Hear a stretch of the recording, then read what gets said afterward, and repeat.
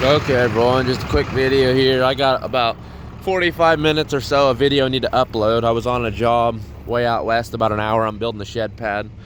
The far side we're building up 8 inches. That's the least we're building it up, but then it's got so much taper down to like a channel where the water funnels through, but he's building the house and they're diverting the water, but I'm just building the pad.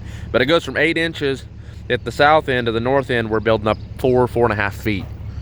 And that means at the back, it's only going to be 8 inches above ground level to keep water out, but it's going to be, to keep that level, it's like I said, 4.5 feet at the other end. Anyways, I was on the job yesterday. I've done 3 big dirt work jobs since I've owned this thing in 5 months. The first job, I snapped the drive chain under a warranty and all. Had to take it back to Wichita. They fixed it, had to get in the cover, fix the drive chain. That was the first job. Second job was only about a 4-hour job. I finished it with success, the dirt work job, no problems. This is a third one, and the pin fell out and sheared off. The whole pin come apart and the whole bucket's wobbling, about to fall off. The whole bushing fell out somewhere and it's missing. I messaged the manager I bought it from, sales manager, last night, Sunday night, and said, hey, is this covered under warranty? He says, I don't know, I'll have to look. And he said, bring it in tomorrow. Well, then he messaged me last night late, said, yeah. He said, we're not 100% sure if it'll be covered under warranty.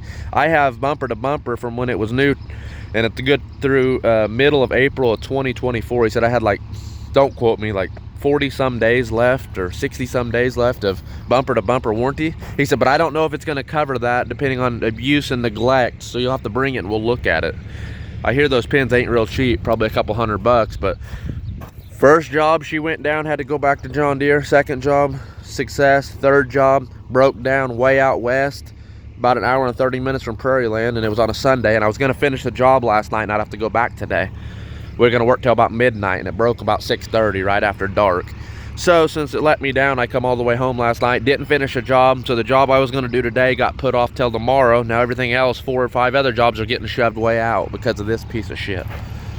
I hate to talk like that, but I mean, my God, guys, I take that old Bobcat. It's going to take twice as long. This thing will move way more dirt when it's moving it.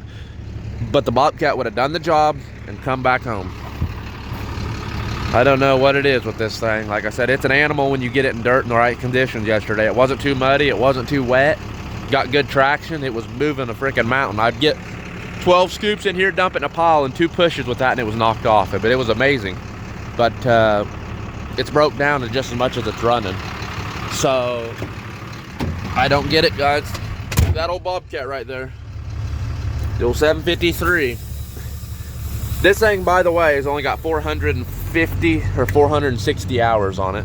That thing's got about 2,000 hours on it, or 2,200, and I haven't done nothing to it. I don't even grease it, but honestly, this machine, this new one, this John Deere, I grease it every day religiously. I blow the air cleaner out. I mean, it's a high dollar machine, 60,000. But that old Bobcat, sometimes we forget. I don't blow out the air cleaner but once every 6 months, change the fuel filters every couple years, grease it once a month when I think about it. But the sumbitch is still tight on the pins, and you know, it's got a little play, but normal play for the hours, and it just go, go, go.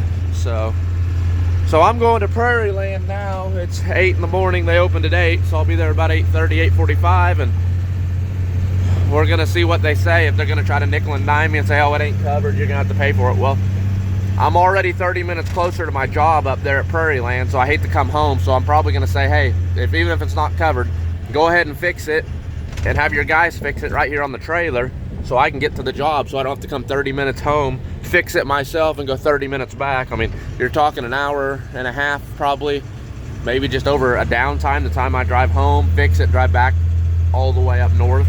So it's probably better just to let them fix it even if it's not covered. But you're gonna add shop rate plus parts, and maybe they'll cut me a deal.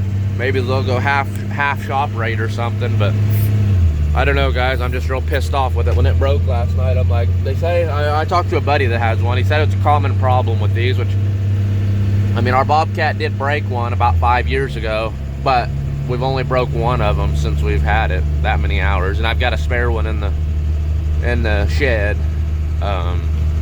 But yeah, 400 and some hours. I doubt the Bobcat broke one, because like I said, my dad's owned it since it had probably about 400 hours on it, and we've only broke one at about 1,800, 1,900 hours. So Okay guys, I'll go up here and I'll let you know what they say, and I'll have to upload another video. I just wanted to get you in the loop on what's going on here. And I said I took a lot of videos of building the shed pad up and little pictures and stuff along the way, but it's going to take a while to get it all uploaded. So I'm just going to post this and let you guys know. Today's Monday. I worked all Sunday.